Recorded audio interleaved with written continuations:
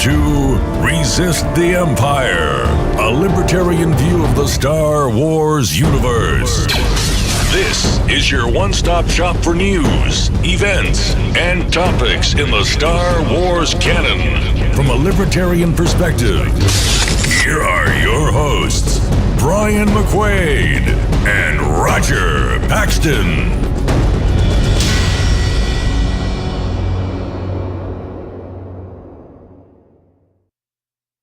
What's going on, everyone? This is the Resist the Empire podcast. My name is Brian McQuaid. And I'm Roger Paxton. How you doing tonight, Roger? Fantastic, as always. We have got a great show tonight. I'm really excited to get into it. It's a great time to be a Star Wars fan. Indeed it is. Empire, Rebel Alliance, New Republic, First Order. The one thing you learn trying to scrape out a living in space is that governments can't be trusted. 9 times out of 10, they are the problem. Yes. That is a quote out of The Legends of Luke Skywalker. Yes, and it's, so I've been reading this book, and I'm only about halfway through because I just can't really get into it. It's not great. Yeah. It's okay. But the problem is it's legends. We don't know what's really, canon in it, what's really real, and what's somebody just telling a legend about Luke Skywalker. Right. But it's not even that. It's just not one of the best of the books, sadly. Oh, well. So it was a good quote, though. it's a great quote. Absolutely. So, quick thoughts. Battlefront 2. Fantastic. Isn't it so much fun? Oh, my goodness, man. So, the story mode, so I beat it first day. Now, I played it on normal mode. Roger's playing it on, super extra hard mode. I don't know. There's 3 modes. It's Right. the hard mode. Yeah, so, I like a challenge, so yeah, I'm still, working through it. I was immediately like, the challenge can come later. I want the cannon. So, I was like, normal, whatever. I just want to get to the end of this, see what's going on. And Patience, Padawan. Patience. Yeah. I had about 4 hours of patience or something Right. as I got through that. And a lot of novel stuff in this. Yes. So much, in fact, that there was a name that was dropped in there twice, I think. And I was like, oh, that's interesting. The way they drop it, I wonder how many people playing this game even know who that is. Probably almost nobody, unless they've read the book. Yeah, and I'm referring to Gallius Rax. Yep. Yeah, from the Aftermath series. So that was interesting. The Battlefront Inferno Squad novel, if you guys have a chance, it was totally worth reading because this game is literally a sequel to that book. I mean, there is a lot of good novel content stuff in here. I was telling you on the last episode, I'm curious, if Del Meeko and Gideon Hask are going to be in here, the other Inferno Squad members, and because we get that one shot of them in that the trailer for the game. Yep. And I was like, oh, I wonder if that's them. And not only is it them, but they are heavily involved in this game. It's definitely all about Inferno Squad. Yes. It's great stuff. Yeah, so that was really fun. So a quick mention here. We've got our special event coming up on December 13th. Yes. It's going to be starting at around 10:30 p.m. We're going to be straight live streaming us watching all 8 Star Wars films in order. Can't wait for that. Leading up to our fan event showing at 6 p.m. for The Last Jedi on the 14th. So it's going to be an all-nighter. We're going to be live streaming this on Facebook and YouTube. You'll be able to view that at resisttheempire.com. Nope. resisttheempirepodcast.com/live stream.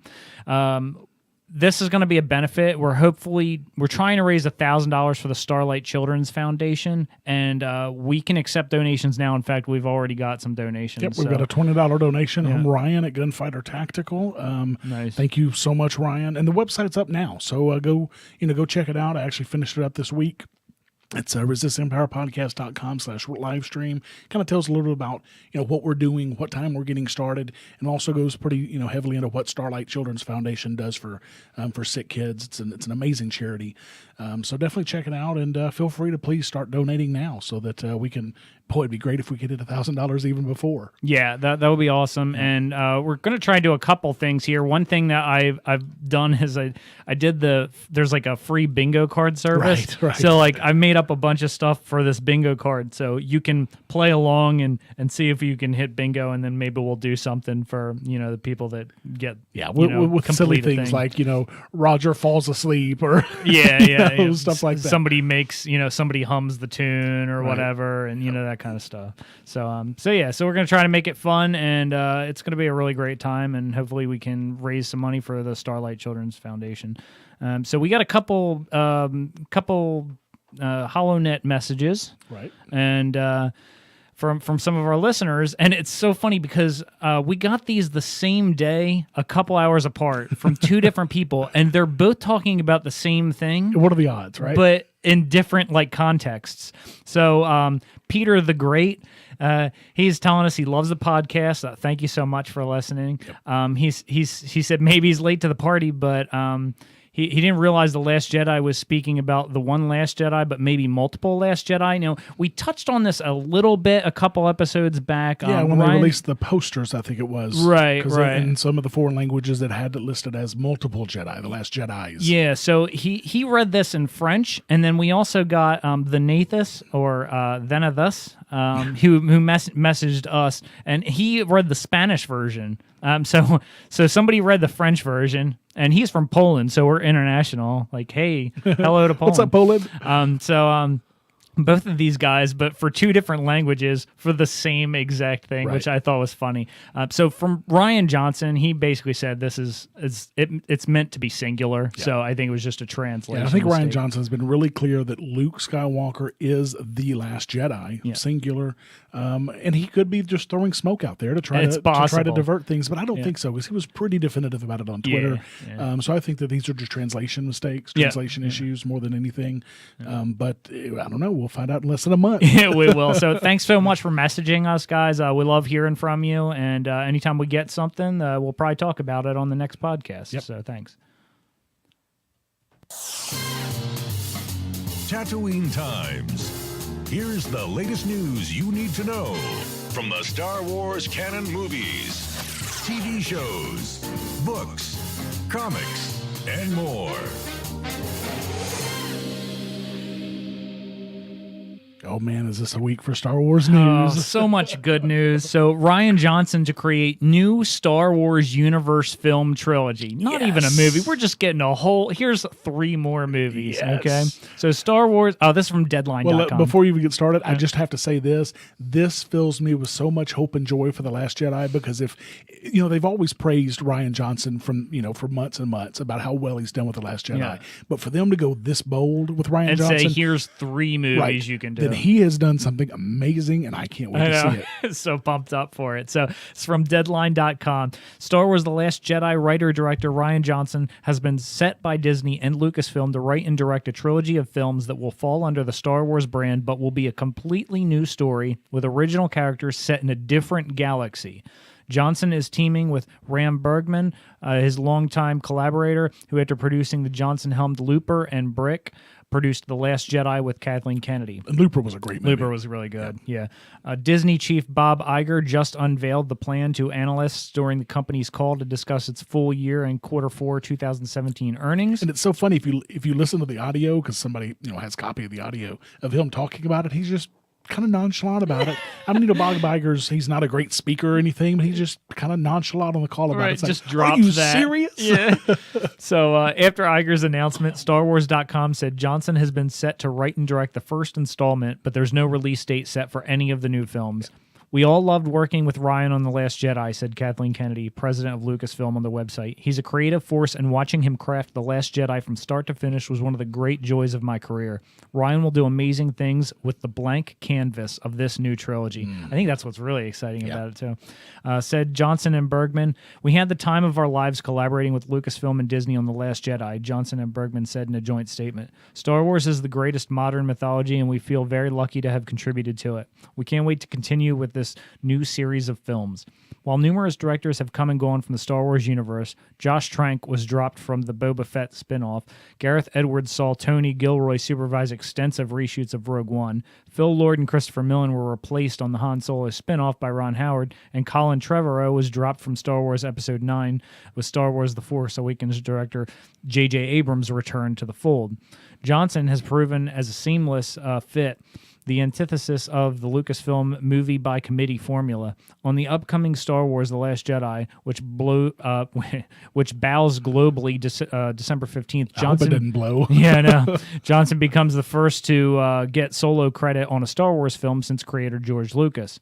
The filmmaker has been courted to direct Star Wars Episode 9, but this has the potential to be a better long-term bet for the filmmaker and Lucasfilm, taking the Star Wars universe in a whole new direction through 3 films. So let's talk about timeline. So we've got Last Jedi this year, Han Solo next year, Episode 9 the year after that, and there'll be another spinoff the year after that, so it'll be 2020. I think that these movies will probably come out in either late 2020 or early 2021. That's my guess, because that gives them, they gives them 4 years to work on these movies. Plenty of time. Yeah, and I think that that's plenty of time. You know that they're already working on this. You know they've already started storylines. You know they've already been batting stuff around. 4 years is way more than enough time to get this started. Yeah. So I think we're going to see it shortly. I would say 6 months after whatever the last spinoff will be, if it's going to be Kenobi or whatever. Yeah, so my immediate take out of this was set in a different galaxy. So Star Wars as we know it itself is in a galaxy far, far away. No, it's not in a different galaxy. No, it was a different section of the galaxy. I think that. Okay, I think this article had it wrong because because Kathleen Kennedy and came out and said it was because I it, remember saying a corner. Yeah, of a corner of the galaxy. Okay, yeah. Yeah, that's what I wasn't sure about, because then I was like, all right, well, that sounds like a completely different galaxy the way they have this worded. But I did see in other articles, like you said, a different corner. Yeah, Kathleen Kennedy confirmed that, and they so the same galaxy. Well. So I'm thinking that this is probably going to be unknown regions or something like that. the outer regions or whatever. Yeah.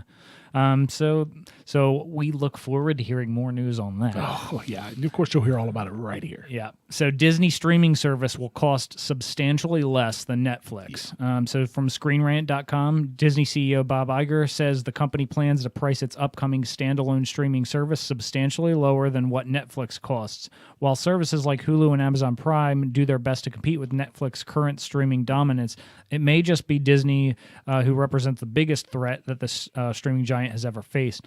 With the massive content library of Walt Disney Studios and ABC TV, not to mention Marvel and Lucasfilm, Disney should theoretically have little problem drawing subscribers to a Disney-only streaming service. The Disney media umbrella almost got even wider earlier this week, as it was reported that Disney had been in talks with 21st Century Fox about buying a large portion of its company, including the Fox movie and TV studios.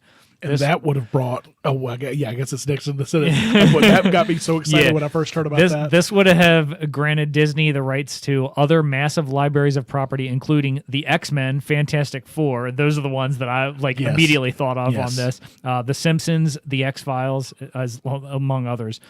For now, though, those negotiations appear to have stalled, although they aren't necessarily dead for good. I would love to see X-Men brought into the fold where Marvel is and all of that. I mean, that would be fantastic. Can I see a Fantastic Four that's not completely horrible? Please. Wouldn't that be amazing? So that would be really cool. While the 2019 launch of Disney's streaming service is still a long way off, the company is wasting no time in firing a shot in the coming war against Netflix for streaming supremacy. According to The Wrap, Disney CEO Bob Iger announced on a conference call today that the plan on the Disney side is to price the streaming service substantially below where Netflix is. While just how substantial the drop will be from what Netflix costs remains to be seen, Disney is clearly not messing around when it comes to launching its streaming service.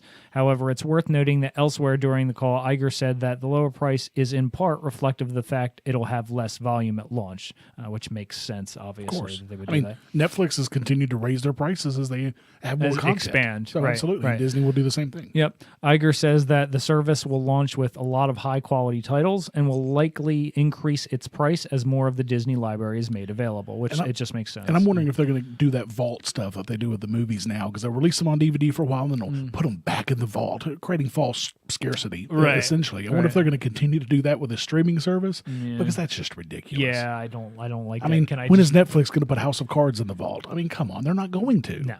No, it's not going to happen. So hopefully that doesn't happen here. So with all that said, those hoping for all or even a large portion of the Disney library to be available from day one look to be out of luck. Right. But it'll come, eventually it'll will. come. Finally, Iger also mentioned during the call that the Disney streaming service will be ad-free. So anyone with worries that the service would include ads, a worry not entirely unfounded, as Hulu's base tier has ads.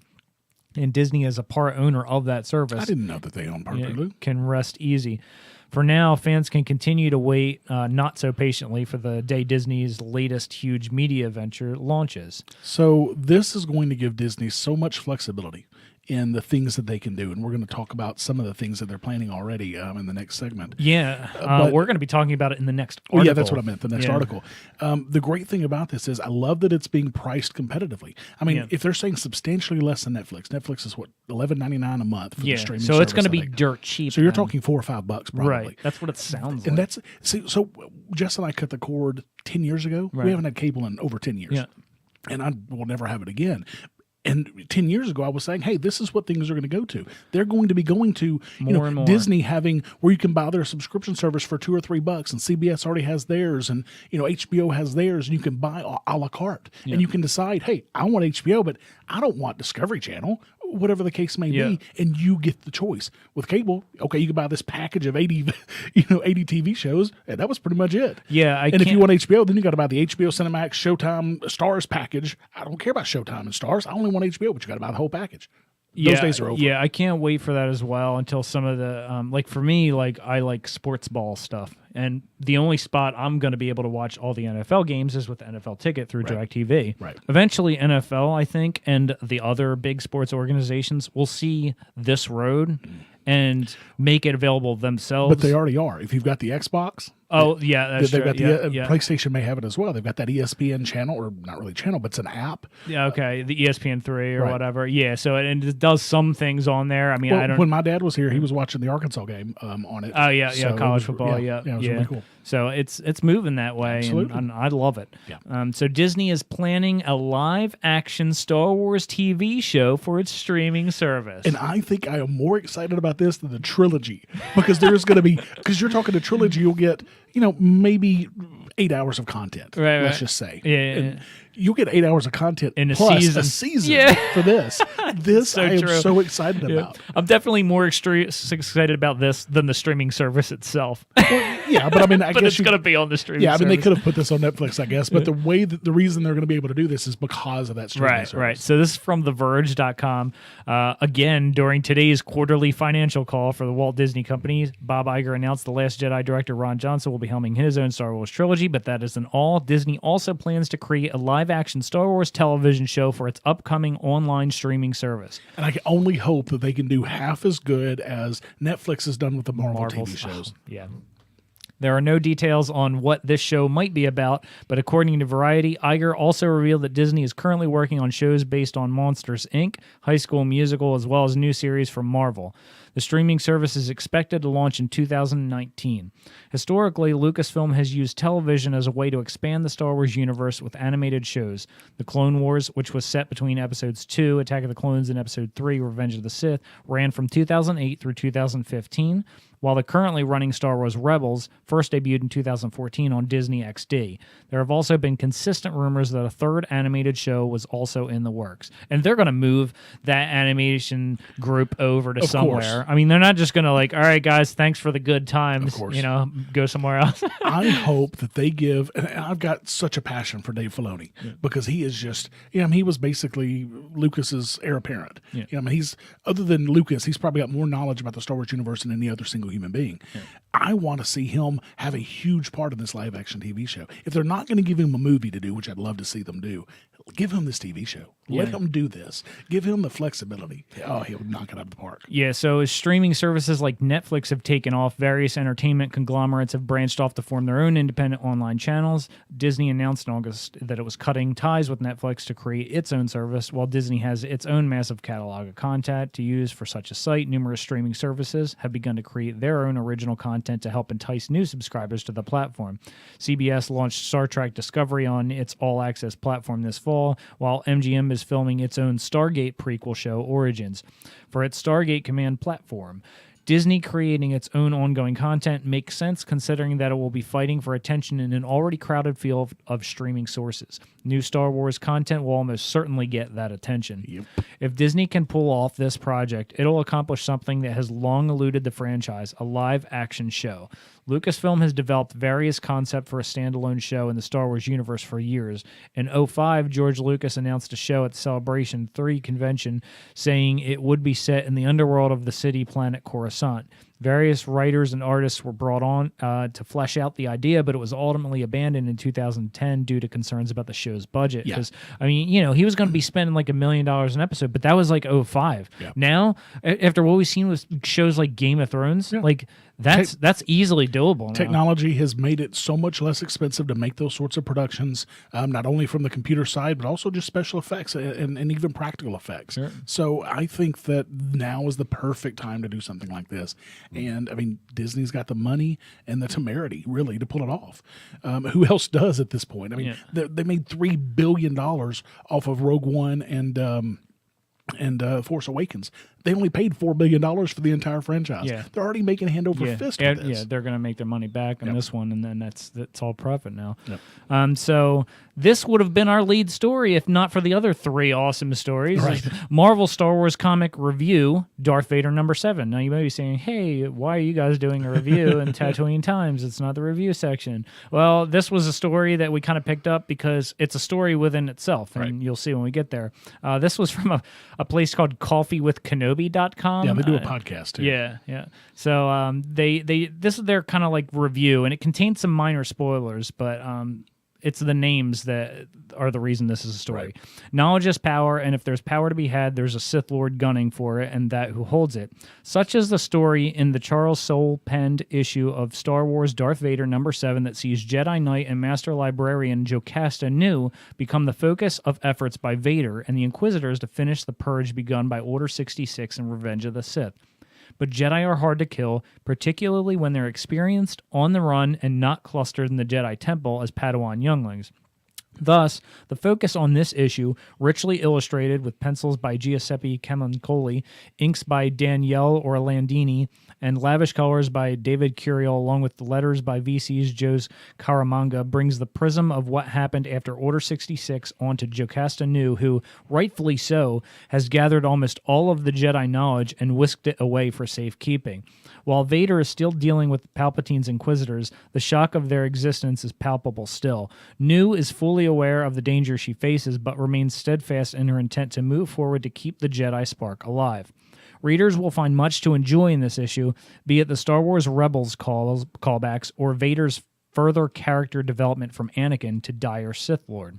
Paramount, though, is the revelation of certain Jedi who remain on the run, hunted yet very much alive. This was a carefully orchestrated reveal, camouflaged in Aurebesh, but a shocking reveal it is, particularly for those among you with longing for Quinlan Voss. And this is exactly what I was referring to in the last episode. I could not recall exactly, where I had seen that. But yeah, in that comic, there's a screen image of a screen, a computer screen, and it's got all of these names in Arlesh, and Quinlan Voss is one of them, among others, which I'm sure we'll be getting to. Yeah, so it says, be prepared, however, for Jocasta Nu's fate isn't what you think it may be. Yep. So anyways, as the kind of a side note here, the list revealed in the comics has been translated to reveal the names of Jedi being sought after on the Inquisitor list. Okay, so here it is. Case Barradoon, Yoda, Quinlan Voss, Kirok Infala, Jocasta Nu, Ahsoka Tano, and then there's two other names on here. Right. So they're kind of cut off because there's something in the way of the screen. Yeah. So now one notable name that we do not see here is Caleb Dume, aka Kanan Jarrus. So I don't know if now I don't think necessarily this is a full list. Well, I think this is kind of possible. a list of like these are the people we need to find first, which makes sense. It's also very possible he was presumed dead. That's certainly a possibility. It's true. It's true. So very interesting stuff. And I saw an article out there I'd have to pull it up, but they had some ideas of who these two, that have the names kind of cut off, who they might actually be, and there were some really good ideas. So, okay, cool. So you can find it around. It's kind of the talk, especially in the Star Wars comic circles, for sure. Star Wars Battlefront 2 game faces further backlash. EA. So before I get into this, first of all, the story, the campaign mode in this game, as far as I'm concerned, EA knocked it out of the park. No doubt. No doubt about it. So I'm thrilled with that. This is almost all This is essentially multiplayer they're talking about here, Right. and I'll have some more comments to make a little bit later on after this article. So this is from BBC.com. Games publisher EA has faced further criticism over its latest Star Wars game, Battlefront 2. Many players were unhappy about the credits that unlock key Star Wars characters. The number required has now been reduced, but so has the number that can be earned through gameplay. The alternative is to purchase them. Pay to play. Yep. Others have complained about the use of loot crates, which some say are essentially a gambling tool. The crates are virtual boxes that are purchased within the game and contain mystery bonuses. Critics say they promote gambling as the contents of the boxes are revealed only after payment is received, and some are more useful than others. Electronic Arts has been contacted by the BBC for comment. The firm is hosting an Ask Me Anything session on community news site Reddit later on Wednesday to address the concerns. EA said yesterday that it was reducing the number of credits required to unlock key characters, including Luke Skywalker and Darth Vader, following complaints that they could only be purchased or acquired through very long hours of gameplay, despite being an essential part of a Star Wars experience. However, there are reports that the number of credits that can be earned by completing a campaign has been reduced as well. In a statement, the developer DICE said it wanted players to have fun earning the achievement of unlocking the franchise's heroes. The alternative is to buy them, but many players believe there should not be in-game micropayments in a full-price title. Star Wars Battlefront 2 is available for, and they give the UK prices here. It's $60 in the US. $80 for me. Or $80 if you got the edition, Elite right. Edition. So, credits earned through gameplay are not only reduced, but also subject to a daily cap, players say. The most damning show of the game basically saying, "We want you to pay to win," is a limit being put on the number of credits a player can earn in arcade mode, wrote Andrew Reiner in a review for Game Informer. After finishing 5 arcade challenges, the player is told to come back in 14 hours to earn more. He described the game as big, bombastic, and fun, but added that it was diseased by insidious microtransaction model that creates an uneven battlefield, favoring those who are willing to spend real money to gain an edge over players who are just here to enjoy the Star Wars experience. Entertainment analyst Ed Barton from Ovum told the BBC the micropayments business model has transferred from mobile gaming, which tends to be free to download. Free-to-play mechanics are increasingly encroaching into full game prices, he said.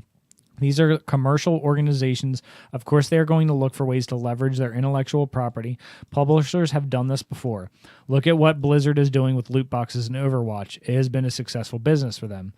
But what they put in those loot boxes are cosmetic items. Right. They don't affect gameplay, and you can also earn all the items through gameplay. Yep.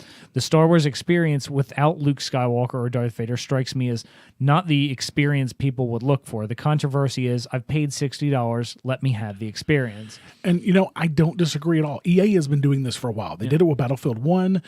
They did it with some of the other Battlefield titles. They've been on this path for a long time, this whole pay-to-play, microtransaction crap. Yeah. Look, if it's that big of a deal, raise the price of the game. People are willing to pay. I mean, game titles have been $60 now for years for a major blockbuster title.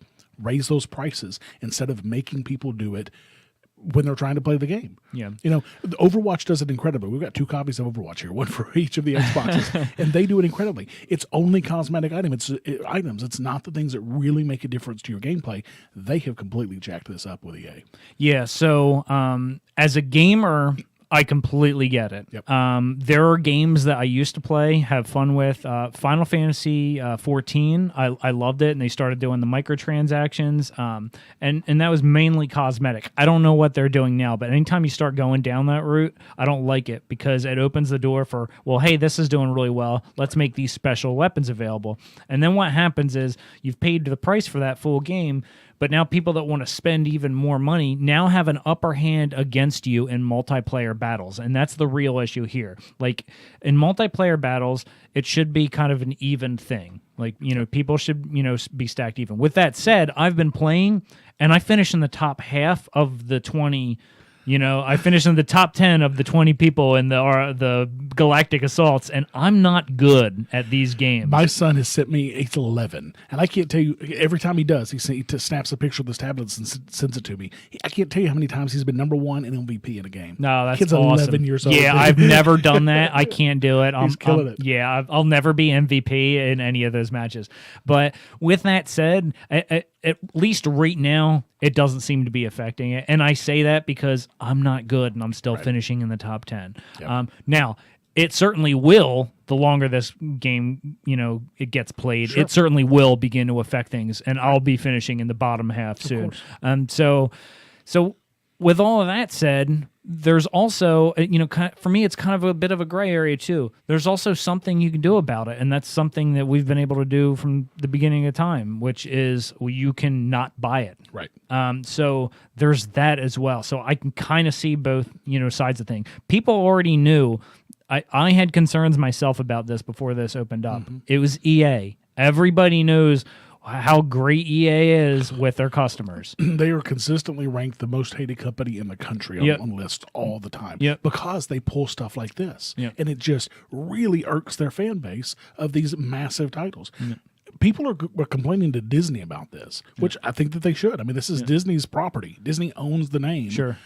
I think that Disney made a really bad choice going with EA for this. Yeah, and that was my concern in the beginning. We'll see what comes of it. Right now, it doesn't really look like they're doing much of anything. But the game's still fun. I'm having a blast with it. It is. It's worth it alone just for the campaign mode. Yes, I haven't even completed the campaign yet because again, I'm doing it on hard, so I've still got I think 2 missions left to complete on it. But there's all kinds of game modes in here as well. So it's, as far as I'm concerned, it's still a fun and great game to play. Just know what you're getting into when it comes to the multiplayer. A lot of people are complaining about this right now. Apparently, one of the threads on the Reddit broke the all-time high or low rather for thumbs down on this issue. Yep. So yeah, that's what we're looking at there.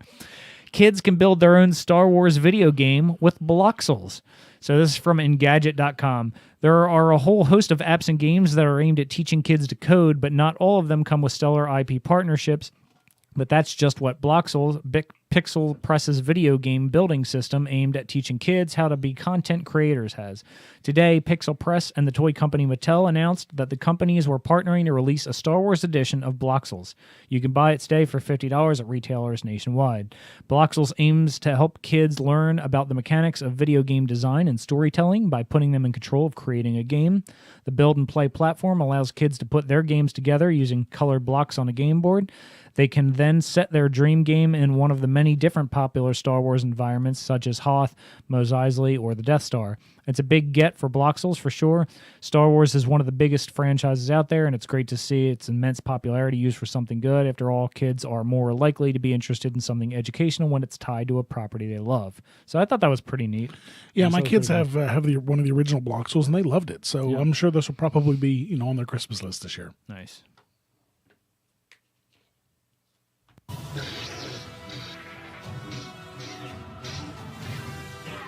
No one likes to ask others for money, right? Well, unless you're our wives, of course. They'd love to ask us for money. But here we are, asking anyway. Why? So we can continue to make Resist the Empire the highest quality and most entertaining libertarian podcast in your feed. We have recurring monthly costs, and we put a lot of our time and effort into producing each episode. So flex those free market muscles today and help us give you the very best show in the galaxy. To see the rewards that you can get, visit resisttheempirepodcast.com/support. That's resisttheempirepodcast.com/support.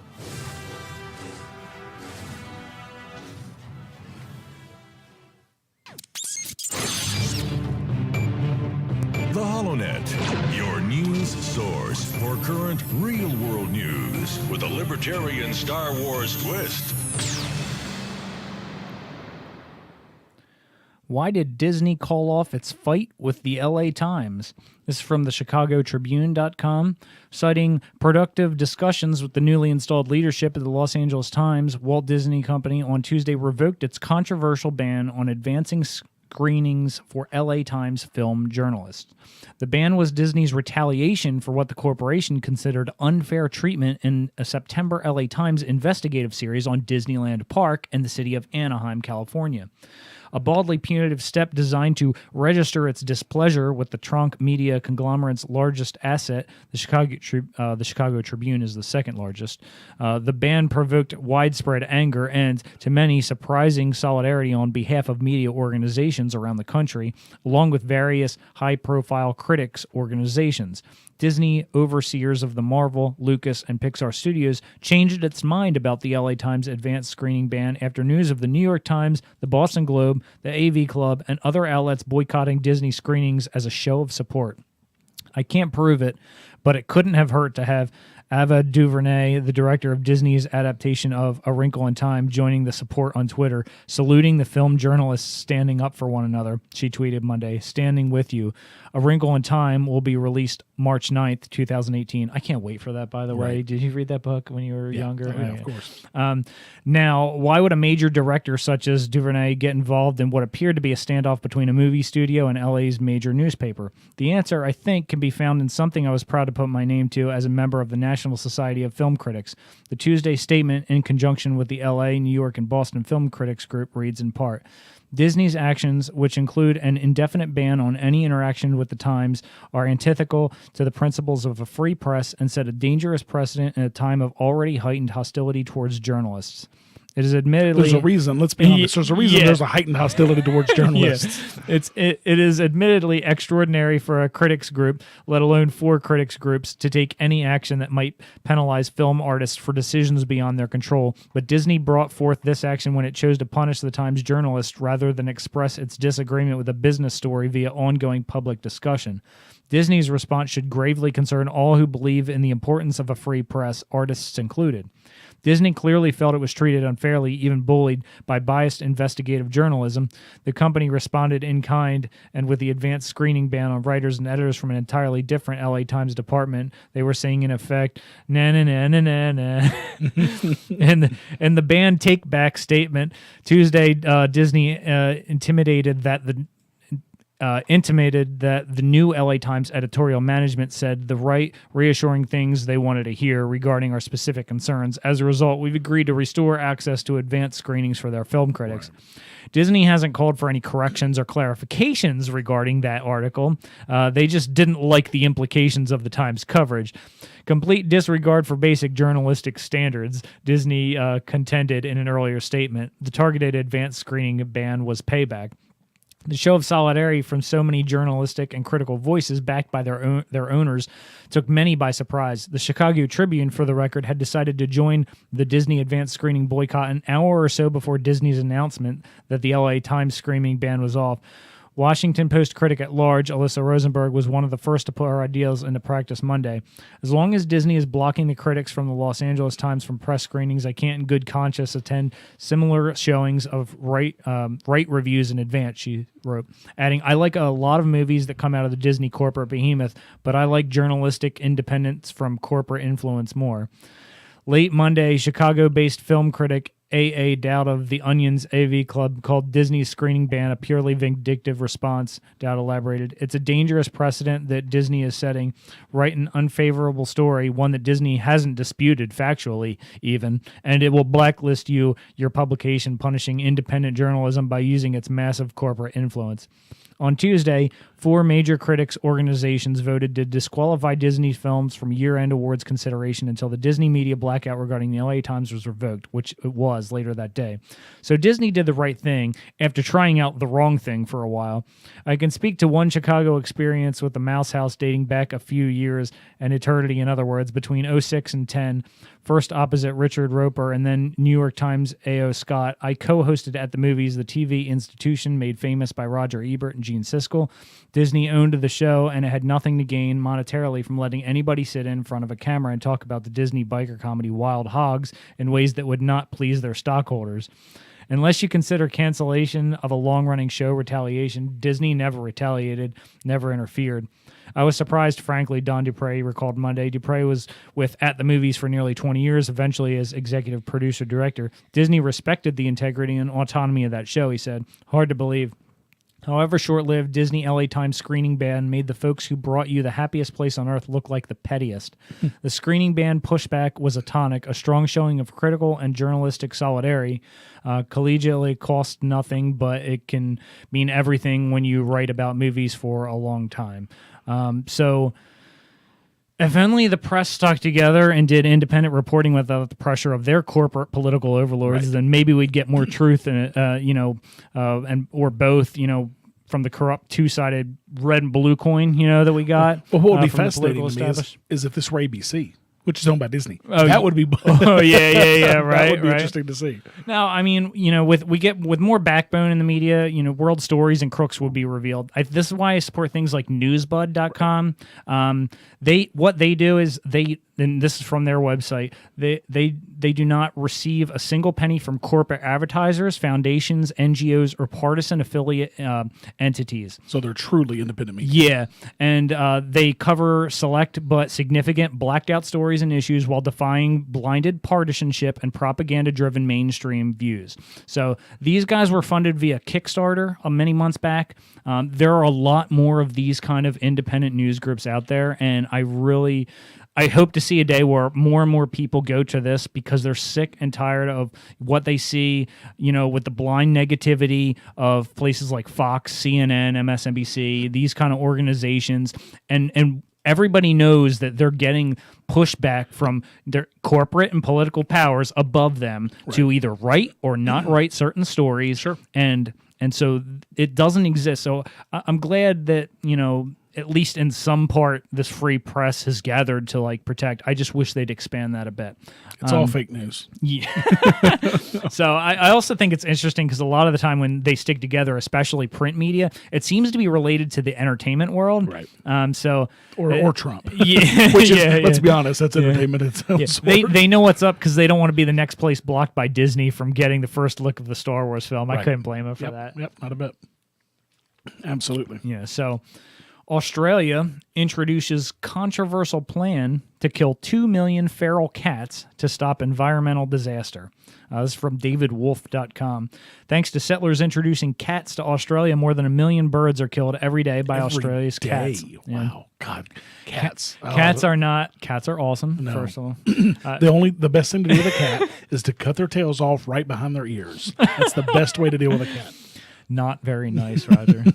Cats are not endemic or naturally regularly occurring to Australia or its surrounding islands. Cats were brought to Australia by human settlers as pets and pest control.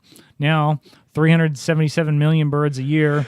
It says 377 million birds a year are being killed in Australia, mostly by feral cat colonies. Now, a million a day. That's crazy.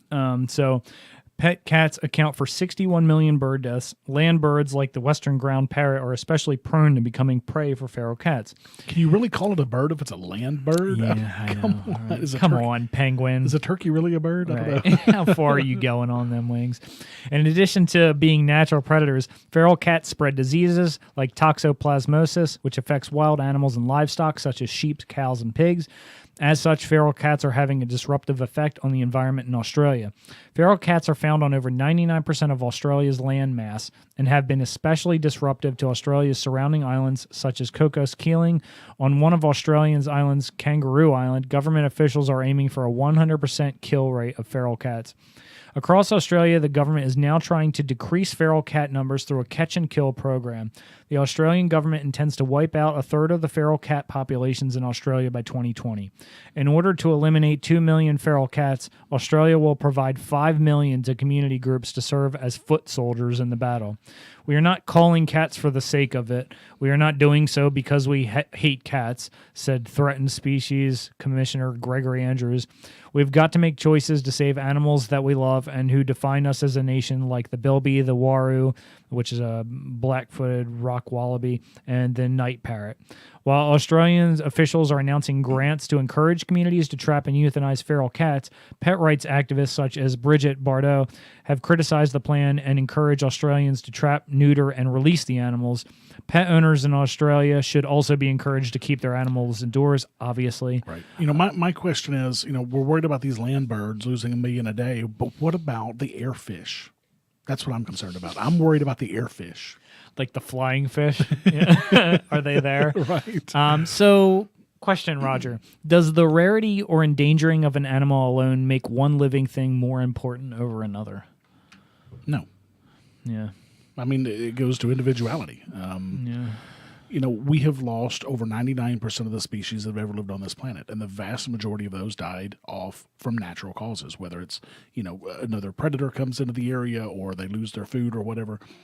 For us to be so concerned over, you know, these endangered species is absolutely just ludicrous to me. Yeah. I mean, I like that stuff, but I think they're...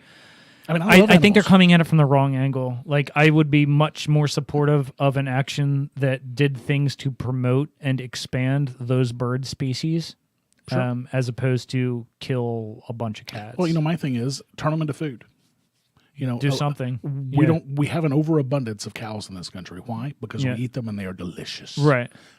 Turn them into food, and then you farm them. Yeah, and they will have chickens. We're not going to run out of chickens anytime soon. I've got 12 in my backyard popping out eggs every day. It's funny because like that's a whole nother conversation. I'm sure we'll get into it another time. But like, it's amazing how like when you change to a different species, all of a sudden it's an issue on like whether or not we can eat it. Yeah, you know, which I always found funny. I suppose. Well, no perfect example. I've talked about this on the Lava Flow podcast. Is the ban on ivory tusks from the elephants? All that's doing is making them more endangered. Because it makes the tusks more expensive and more valuable. I remember that episode, and you're spot on there. If people were allowed to breed and farm with elephants, guess what wouldn't be happening? Black market ivory. Right, because the price would plummet, exactly. First of all, and you know there would be a lot of profit in farming those animals. Yeah, and much more of them, less extinction. Sure. Same with rhinoceros. And besides, I want to taste what an elephant tastes like one day. So, you know. I've tasted rattlesnakes. So no idea. Anyway. So is this how the loath wolf became extinct or near extinct? Very possible. I don't know. Yes. Stay tuned for details. Yeah, the airfish was attacking the loath wolf. Some companies still paying Puerto Rico employees despite closed stores. This is from ABC11.com. Some companies with locations in Puerto Rico where hurricanes have caused unprecedented death and destruction and power is not yet restored in many areas have continued paying their employees despite store closures. TJX, the parent company of TJ Maxx, Home Goods, and Marshalls, has continued to pay employees based in Puerto Rico, even though some locations remain closed. We believe it is the right thing for us to do under these circumstances, TJX said in a statement to ABC News. Nordstrom and Starbucks have also paid their employees, while their Puerto Rico locations have closed in the wake of the hurricane destruction.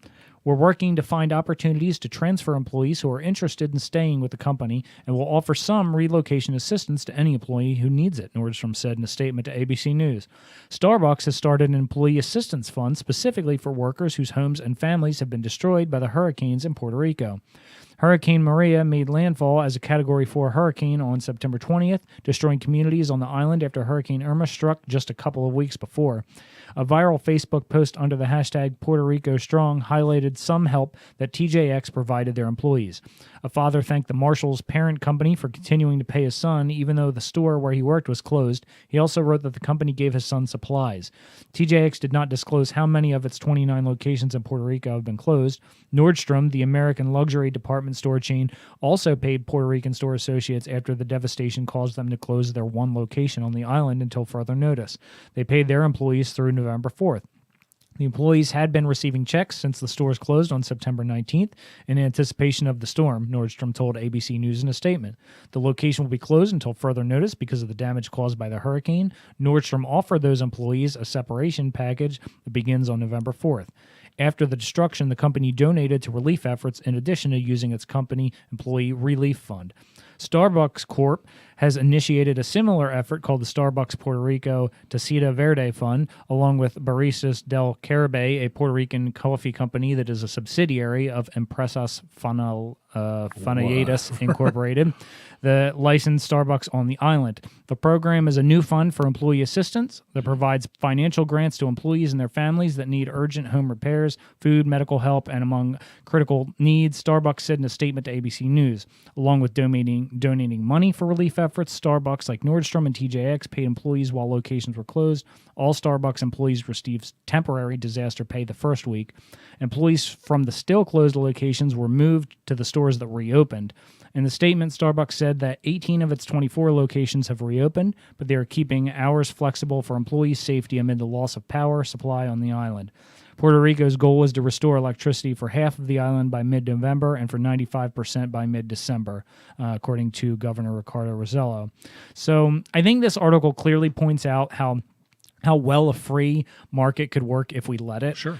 Companies that do things like this get noticed by prospective employees and prospective shoppers as well, Sure, right? of course. And the prospective employees would see something like this as a huge benefit to them, that company would continue to grow, flourish, and improve. A company that does this. So companies that do things that people don't like, they have the opposite effect until they either change what they're doing or they go out of business. Yep. I wonder if the Christians are going to boycott Starbucks for doing this, like they do with the Merry Christmas cups. I don't know, maybe. So this kind of got me thinking. One thing we know about the Star Wars universe is it's not necessarily how private companies operate, but how bounty hunters and smugglers operate. Right. So even in the shadiest of places, each bounty hunter, they come attached to their reputation. Like, so this is like a really big thing. And we see this throughout like the animated series, throughout the movies.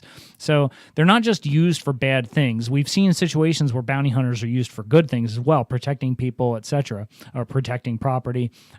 So reputations can easily be found through many different sources, and it affects who the people are choosing to do their work. And it's no different in our world. Well, and even in smaller communities, reputation is key. A perfect example of that is the libertarian community here in the Free State Project. People will get a bad reputation if they cheat people out of money or don't do work that they were supposed to or whatever, and that word gets around really quickly in small communities. Yeah. And frankly, as our world becomes closer together, as we become more of a global society, we're going to see much more of that, and I'm okay with that. Yeah, sure. I have no issue at all. So Ocean Springs asked family with basketball goal to apply for license, then denied it. This is from the sunherald.com. So they lost at City Hall this week, but not without an all-out effort to save their basketball goal. Dale and Darylyn Boudreau asked city aldermen to support them in their application for something that would allow the goal a license to encroach onto city right-of-way. The basketball goal, a gift to their son, Evan, last Christmas, is cemented into the ground in front of their home. It's in the little strip of ground between the sidewalk and the street, which is city right-of-way. The street is a short dead end on or cul-de-sac with about half dozen homes on it. More than 75 neighbors in the Bineville Place subdivision have signed a petition asking that the goal stay and the children be allowed to use it. The city has issued a citation because a member of the board of the Bineville Place Homeowners Association filed a complaint calling the goal aesthetically displeasing, ugly, and unsafe for children in the street. So we should start having aesthetically pleasing basketball goals now? Are you serious right now? Should we paint flowers on them and make them pink? I mean, what does this guy want? The Boudreaux first brought the citation to the Board of Aldermen last month and were told that a citation is like a traffic ticket. Aldermen can't fix it. It has to go to court. But they did suggest the Boudreaux apply for a license to encroach. Hopeful, Dale Boudreaux came back to the board on Tuesday with his application for the license. He reminded the Board of Aldermen that he has photos of 60 basketball goals around town, most of them are portable, that are on city sidewalks and in streets, and if his was illegal, so are those. Oh, boy. But this time, city leaders were split on the issue. They voted 4-3 to deny the Boudreaux. There was concern that if a basketball goal was allowed in the right-of-way, it would set a precedent for other objects to be followed. City planners said there are very few cases of anyone asking for a license to encroach. Usually it comes with a building that extends out over an easement, a misplaced parking lot, or the need to acknowledge that a building was built in the right-of-way years ago. Right. There's text of like the conversation that was had during the meeting in that link if you want to read it. But so this is pretty typical, and kudos to the alderman who suggested to apply for a license to encroach. I'll bet that wasn't complete without some fees either, so they got a little extra money there, right? Sure. So not only did they get stiffed on the decision, they likely had even more money taken from them than the ticket alone. Yep. All thanks to some busybody homeowners association person. Sometimes they're the worst people in the world. This proves it. My thing is that at least HOAs are voluntary. Sure.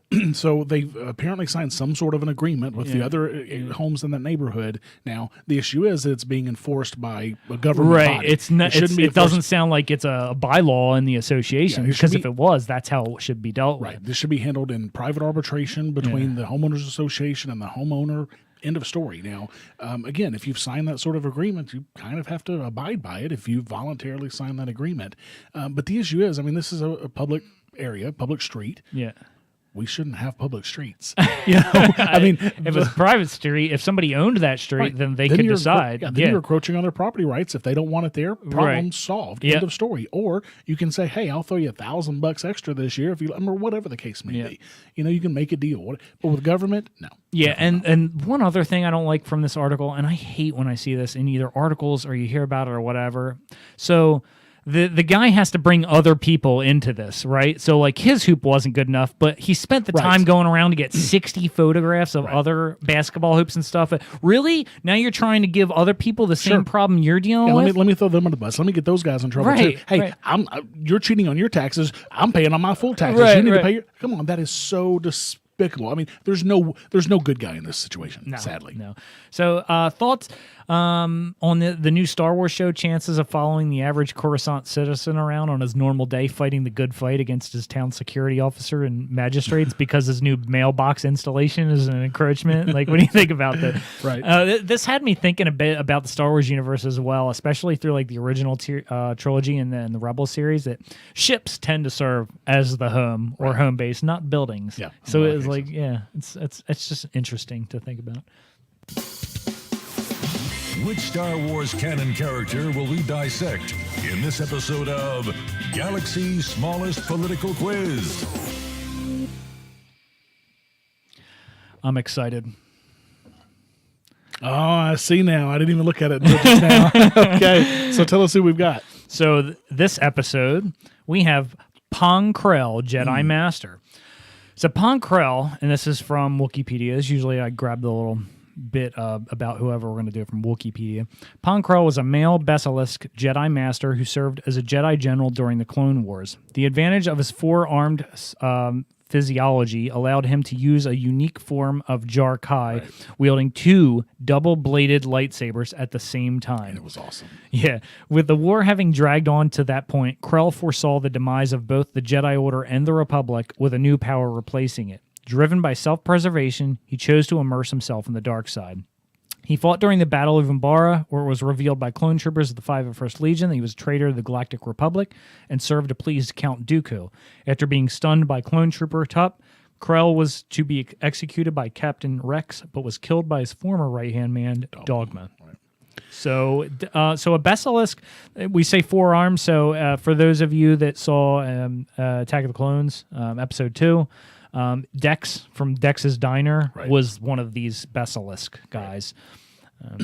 So we're going to get into the questions on this, and the first section is personal issues, and the first section is government should not censor speech, press, media, or the HoloNet. Yeah, so I went maybe here. I can see him wanting to be able to speak his mind freely, but still tell others what to do. Sounds like a conservative to me. Service should be voluntary. The Jedi policy on the warding of children who are force-sensitive and the conscription of soldiers by the Empire is immoral. I said disagree. His interactions with clone troopers show his true colors, and we'll get into that more in a bit. Okay. All right, I'll just leave that one alone for now. There should be no laws regarding possession of weapons for personal use. I'll go agree here. Krell seems like the kind of basilisk that's always itching for a fight, so much to the point that he wants others to be armed. Yeah. He's the kind of basilisk that would go into a bar specifically looking for a fight. You know, when you guys are in your early 20s or whatever, you know, or if you're not that old yet, when you get in your early 20s, you'll know that one guy that like is around your friends or whatever, that he's always looking for that fight. Yeah. I swear this is that guy. Yeah, he acts like he's 10 feet tall and bulletproof. Yeah. Of course, this guy was like 10 feet tall. Right. Repeal laws prohibiting adult possession and use of drugs. I say maybe. We only get to see his interactions as a general in the Clone Wars in Umbara arc. which is like a 4-episode arc, I believe. Right. So he does have a premonition about the fall of the Jedi in the Republic, and the use of drugs has been known to help with those with meditation, and that's oftentimes how Jedi would receive those premonitions. But we have no indication that he did that, and most of the time, Jedi could just meditate on cue. But I could be swayed into disagree on this easily. I think he was on the shrooms, probably. It's possible. So there should be no requirement to register as a Force sensitive with the Galactic Empire. Maybe. I feel like Krell would have done what's best to serve himself.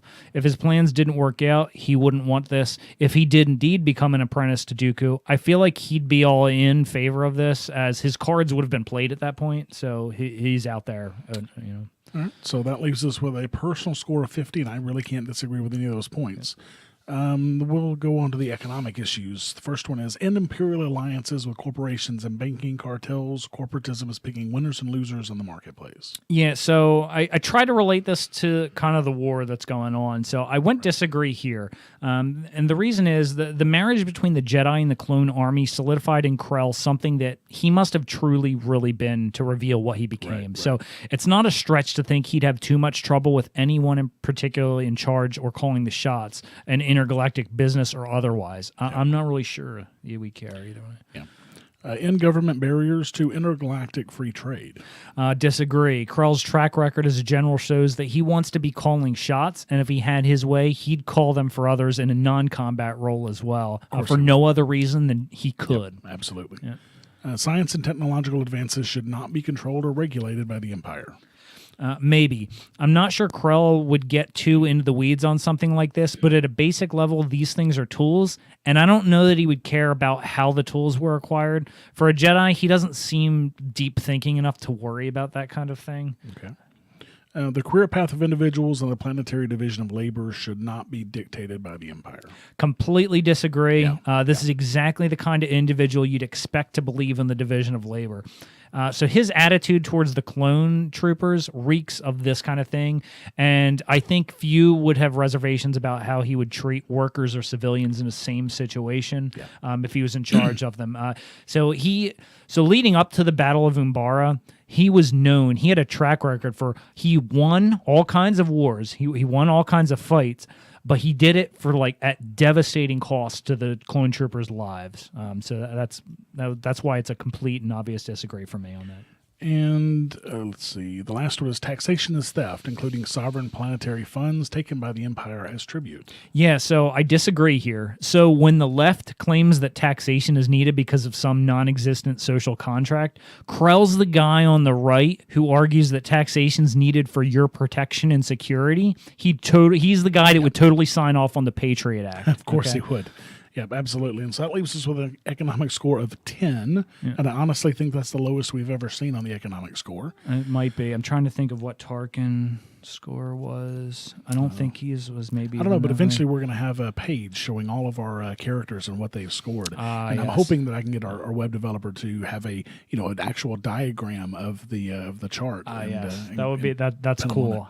I look forward to us doing that. The bonus question for all of our characters is: did this character initiate Force in the Star Wars universe canon? Yeah, so there's no long-ending summary for this guy, folks. Krell gave both orders, which had clones from the 212th and 501st Squadrons shooting and killing each other. Right. When it comes to the use of Force, Krell is all for it. No doubt. I mean, so there's no question. He's nowhere near a libertarian. Resistance Review. Your favorite Star Wars canon movies, TV shows, books, comics, and more. Reviewed by our hosts. And not only is he not a libertarian, he is what we would call an authoritarian. Right. Yeah. Right. So, Rebels, Season 4, Episode 5, The Occupation. So the crew are coming into Yavin 4, and Ezra wakes up from a dream screaming about old Joe and Herd Ryder. Ezra says once again that they promised to go back to Lothal, that they promised to help, that he knows they're in trouble, they're suffering. And in here, Hera says that he needs to be patient, everyone's suffering, and a rebel tells Ezra that Mothma needs him. Ryder is talking about the Empire beginning new trials on the TIE Defender. Now, we did get one little shot of this from episode 4 that was firing on Sabine and Ezra, and the Ghost Crow had a hard time taking that down. Mothma says they're looking for volunteers to go to Lothal. Ezra immediately volunteers, and Hera volunteers the rest of the crew. Mothma warns there's total lockdown, and if something goes wrong, she isn't sure the rebellion can extract them. Ezra says he's going back to help his people, and he's going there to stay. Of course he is. Yeah. In the next scene, we see Callus talking about Vizago and that he's a criminal, and of course he can't be trusted.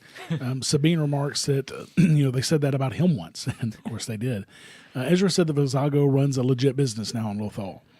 When asked who told him that, his response was Hondo. Hondo, yeah. Right. Who's more trustworthy Right. than Hondo? Right. Ezra meets with Vizago and shows him the puffer pigs. Oh my God, I love the puffer pigs. They're great. That they have for Vizago. Rex asks if Zeb is going to help with the puffer pigs, and Zeb says that he can't. Apparently, he scares them. That was a callback to season 2, I think, with Lando, the Lando arc. And he says it's apparently his face. Well, his face scares me too, to be honest. Rex remarks at least that his is unique. Which is a nice little Right, joke there for right. clone troopers all looking the same. Yeah, and Zeb asks if that's some kind of clone humor, and Callus then thinks that Hera left him in charge of the ghost, and Rex quickly corrects him on Yeah, that. that was a great little Right. scene too, where Callus is like, "Oh Right. wow, I get to chase this thing down all the time, and now I get to pilot it." And Rex is like, "Not so fast, there, buddy." Yeah, Hot Callus was kind of shot down on that one. Hot Callus. Lothal looks like a mess. All right, so we get there, and there's like storms going on and whatnot, and it looks really bad. Yeah. Ezra asks Kanan what they've done with it. Vizago tells Ezra that he needs to prepare himself. It's not like it used to be. Vizago transmits the codes, and an Imperial officer notes that there are multiple unregistered life forms aboard to the other crew. They contact an ISB patrol as they believe they are smuggling. The Empire still clears them for the landing, but there's a couple patrol ships like following them in. So a patrol ends up boarding the ship, and the crew let out the puffer pigs, and Zeb scares them into blowing them up. So it's like just a mess. Vizago can't help but try and grab the last one. He hasn't blown up yet, but he ends up scaring the pig, so he ends up getting squished into a wall. We don't see him after this. Yeah, there's nothing new there either. We saw that happen in the Yeah. So the crew split. This crew splits up, and Ezra and Sabine they go to Old Joe's. Excuse me. Kanan, Hera, and Zeb go to secure transport. They see some Empire propaganda and oppression, and they walk out of Joe's bar. And he's the Ithorian with the translator from the previous episodes, and it's pretty much an Imperial bar now. They can't back out as the stormtroopers questioning Chopper, so Ezra decides to play it cool, and they head to the bar. Baron Valen Ruder runs the place, and of course we've seen him in previous seasons as well. They ask why he wasn't flying after pretending to admire how awesome of a pilot he was, and he said that the Empire gave him the bar. I guess as a I don't know. Thanks for your loyalty, I Right, guess. right. I don't know. Ojo was caught trying to help rebels escape, and they executed him. And another bar patron noticed that they were in there. Yeah.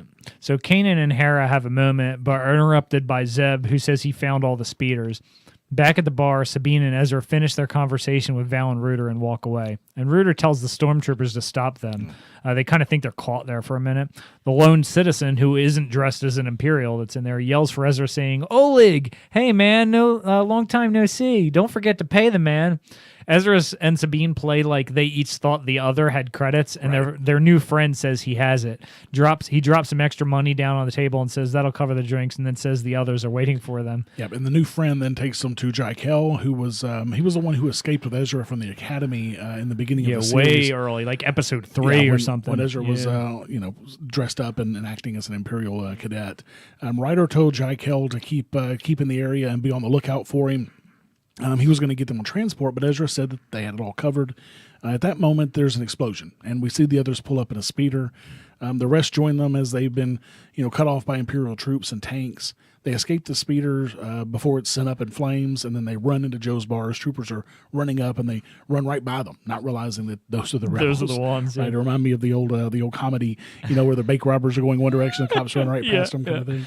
Yeah, so Jaikel shows them tunnels, one from Old Joe's. They escape into the tunnel, and Baron Van Ruder shows them where they went. So a death trooper asks him if he knew that those tunnels weren't sealed up, And he said he had no idea. He assumed that those tunnels were sealed up. The Death Trooper says, well, they won't get far. There aren't many places they can go. The troopers and probe droids go into the tunnel. There's some firefight in the tunnels, and they end up splitting up because the droids are transmitting their position. Ezra says that Saul was right. They already lost at that time. Sabine finds one of their symbols, and they assume it's a trail left by Ryder. Right. So they follow the symbols, and they end up pinned down by those troopers. The others found them shortly after, and they did the same thing, following the symbols to lead them there. But they're now completely surrounded. Above them is the last symbol, so they climb out, and Ryder helps them out, and they close the hatch. And the hatch is right next to the ship for their escape. Ryder's expecting more troops, but Ezra informs him that they're it. I mean, that's all that they sent. Ezra gives a great speech about how rebellion starts small. Rebellions need hope. Yeah. but Ryder says they'll get a good look at the new TIE Defenders the next day and see if they still feel the same way. Yeah, so Rebels Season 4, Episode 6, Flight of the Defender. And I can't help but think this is a nod to Flight of the Navigator. Right. Such a great movie back in the day. Oh, great 80s movie. Yeah. If you guys should check it out sometime if you haven't seen it. We see some Lothcats to start things off, and those are always awesome. And they get tied in pretty heavily in this episode. So they run up to Ezra, Ryder, Sabine, and Zeb, who are overlooking the base on Lothal housing the TIE interceptors, the defenders. They're interceptors. They're looking for the defenders. Sabine notes that that's all that's there. There's no TIE defenders. Ryder assures them his intel has them testing the TIE defender at this location. Hera radios in to find out what they've got. Hera says they've been fortifying their defenses and there are new fuel tanks near the factory. She tells them to maintain surveillance until the evening and then return to base.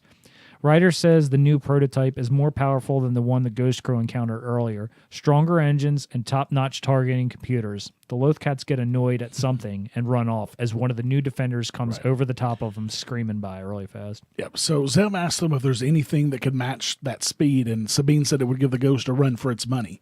Volscaris comes out of the ship, and Sabine wants to grab the data recorder from the ship. So Zeb, of course, doesn't like this idea at all, as it involves him actually getting on the ship. Ryder notes they don't have any way of getting the information off planet. So Sabine said that if they find hard evidence, then finding a way to get it off the planet is a good problem to have. Ezra agrees, and he has Ryder and Zeb keep watch as he and Sabine go down to the airfield, and the Lothcats keep following Ezra as they sneak into the field. Yeah, so Sabine says they need a distraction, and Ezra asks if she has any ideas. She says she'll think of something, but then the Lothcats beat them to it. The stormtroopers decide to try and make the Lothcats dance, and when they don't like that, they jump on their helmets and cause them to give chase. Sabine gets into the Defender to remove the data. Just then, a ship comes in, and who comes walking out but none other than Thrawn and Governor Price. Thrawn asks about the new ships, and Volscaris says he'll review the program with him and then give a demonstration of the ships and then start heading towards Sabine and Ezra. Ezra warns her she needs to get out of there immediately, but Sabine tells him to find a way to stall them. Yeah, so Ezra starts trying to think of a way to distract everybody, and he sees a wolf on top of a nearby mountain. And, of course, they meet eyes. They look at each other, and they're interrupted by Ezra getting shot at by a TIE fighter pilot, and his presence is revealed to everybody immediately. Sabine manages to pilot the craft and shoot at Ezra's location while he's in cover and extract him after the damage is done. And not letting a bad situation go to waste, Thrawn decides that this is an excellent opportunity for a combat test, and he asks Volscaris to send some fighters up. Then we get a funny scene with the two stormtroopers who went off, chasing after the Lothcats, and they're giving up, and they're curious as to, what they're hearing as the Defender knocks them over. Yeah, the one they were previously guarding. That cracked me up so much, not because it was necessarily the funniest scene in the world, but because I literally forgot about those guys, and they went running off chasing them, and then he came back to them. Yeah, it was well played, yeah. Ezra asks why she decided to steal it, and she notes that it has a Navi computer. With no way to transmit their data, the ship is actually the best way to do so since it can go into hyperdrive. Ezra says that the idea has gone from good to great, even though everyone's chasing them now.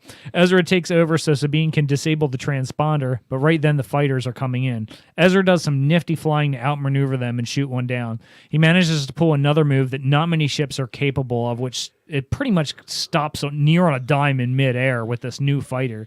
He ends up getting behind the fighters and he takes out another one. Back at the Imperial base, Volscaris says it must be Hera piloting the ship. Thrawn says he thinks not, because if it was Hera, he doesn't believe their ships would have survived for as long as they did. Right. Ezra discovers some missiles, and he ends up taking the last fighter out. Yeah, and Sabine disables the transponder, and then she starts yelling, "No, no, no." And then cuts to Thrawn, and he says the transponder was dismantled in record time, so that it must have been the Mandalorian who did it. Yeah. Back on the ship, Sabine is yelling that they need to land it. The Empire has the ability to disable the ship completely because there's a kill switch. They used it at Sky Strike. Yeah. Thrawn's happy with the new fighter, and they initiate the kill switch, which was really cool because it kind of blew the wings off of Yeah, it. yeah. It basically just pops the wings off, so now you're like a ball in the air. Sabine's able to save the last wing of the 3 from the ship, so they can kind of land without killing themselves. They decide to take the hyperdrive from the Defender because Ryder has a U-wing without a non-working hyperdrive. Hera and the rest of the crew go out to find them, knowing that the Empire will be doing everything they can to locate the ship as soon as possible. Yeah, so Sabine and Ezra are carrying the hyperdrive, and Ezra points them to a certain direction and says that they can hide it in the cave ahead. And Sabine asks how he knew that was there, and he said he was following the white Lothcat. Sabine asks if he was sure that he didn't hit his head in the crash, indicating that she clearly has not seen this Lothcat around. They hide the hyperdrive, and Ezra moves a rock to cover it up. And they hear a wolf as they turn around to continue on. They hear like a wolf's howl in the distance. Yep. Yeah. And it's nighttime when the Empire finds the downed ship, and they notify Thrawn that they found it, but that there's no sign of the rebels, of course. They plan on expanding the search, and Thrawn tells them to secure the site instead. The Ghost crew is flying low to find Sabine and Ezra. Ryder's notifying them of all the Imperial activity in the area, so they decide to hold back. Kanan is confident they'll find their way home, and Hera says that she'll monitor the chatter and keep the engines warm just in case. I'll keep the light on for you. Yeah. A ship almost spots them as they're trying to sneak out of the area, and Ezra once again sees this same wolf that he saw earlier. Sabine says they've got to keep moving as he's looking, and then pushes him because she's trying to talk to him and he's not paying attention. Yeah. So Ezra says he thinks he keeps seeing a Loth wolf, and those haven't been seen in 100 years. Ezra's caught off guard as the Loth wolf now appears directly behind Sabine, and he yells her name, and the Loth wolf then says her name too, and then she faints. Ezra asks what he did, and from on top of the Loth wolf comes the white Lothcat he saw earlier as well, and the Lothcat smiles. The cat and wolf both turn towards the Empire ships and they growl. Right. Ezra says he's glad they don't like the Empire either, and that they're looking for him and Sabine. The Loth wolf takes Sabine and lets Ezra mount it, and it runs him to safety just outside the rebel camp. Ezra asks why he helped, and Loth wolf replies, Dume. Now, I watched this on closed caption. It is not D-O-O-M, it is D-U-M-E, right, meaning he's referring to Caleb Dume, a.k.a. Kanan Jarrus. Yep, and that was a nice little, I'm sure that Dave Filoni stuck that in, and I love that, because unless you're reading the captions, you have no clue that he's not saying D-O-O-M, because that's what it sounds like. And interestingly, in episode 9, which you haven't said yet, this comes back into play, which, you've got to see episode 9, dude. It's great. Nice. So Hera and the others see them and they come running out, but none of them saw how they got back. So Zeb asks how they did it, and Ezra asked if they didn't see the Loth wolf as he turns around, and of course the wolf is gone. Sabine's coming to and says she didn't see anything except Ezra yelling wolf. Hera notices the flight data recorder, and Ezra notes that it was Sabine's idea, and Sabine tells them they've got the hyperdrive hidden so well that she thinks it's going to work out in the U-wing. After the others leave, Ezra tells Kanan that there was a wolf, and there's something more to it.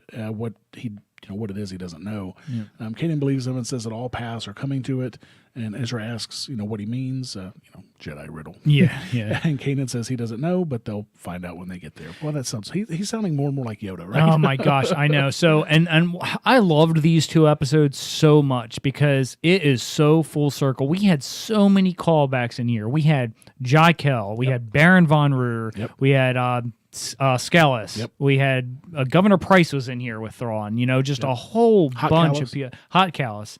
Yeah. So Yeah, just great. So, real quick, the Rebels Recon episode on these two shows, I think, is a pretty important one. The producers talk about what's happening and happened on Lothal and what the people are feeling after the Empire's occupation. And I suggest everyone take a moment to watch this, as there is such a parallel to what's going on in our world today. So I dropped the link in there so you guys can check that out. And that's right on the Star Wars website. So, it's a quick, I don't know, maybe... It's only 8 minutes or so into it, and they kind of talk about freedom. And that kind of thing. And I'll have a link to it in the show notes. And the show notes for our episode, for our show, can be found at resisttheempirepodcast.com/18 for this one.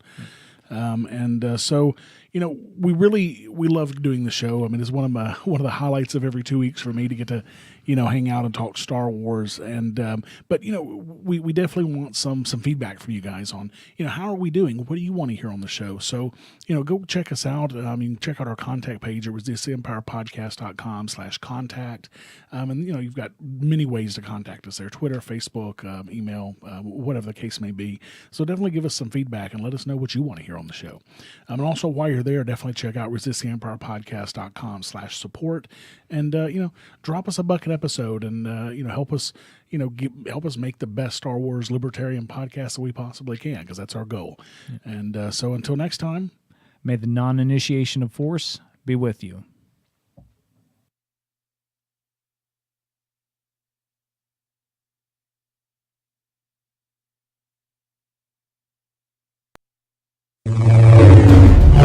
Thank you for listening to Resist the Empire. Find us online at resisttheempirepodcast.com and on Twitter at Empire Resistor. Never miss an episode by subscribing on any podcatcher or by going to resisttheempirepodcast.com/subscribe. This has been a PAX Libertas Productions podcast.